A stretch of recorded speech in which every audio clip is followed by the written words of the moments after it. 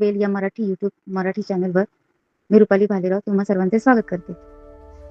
आजची कविता तुम्हाला जर आवडली तर तुम्ही लाईक आणि शेअर नक्की करायला विसरू नका. कवितेचे नाव आहे आभासी जग आणि आपण. मुलं ऐकतच नाहीत, घराघरातून हाच येतोय आवाज. मुलं ऐकतच नाहीत, घराघरातून हाच येतोय आवाज. मोबाईलच्या त्या निळ्या प्रकाशात हरून गेलाय आजचा समाज. व्हॉट्सअप इन्स्टा रात्रीचे चॅटिंग थेट संवाद मात्र सुटलाय. शेजारी बसूनही एकमेकांशी आपुलकीचा धागा हात उठलाय. लग्न, वाढदिवस, बारशाचे निमंत्रण सगळंच कसं झालंय ऑनलाईन. प्रेम, नकार आणि भावनांचा खेळही स्टेटसवर चाललाय पायी.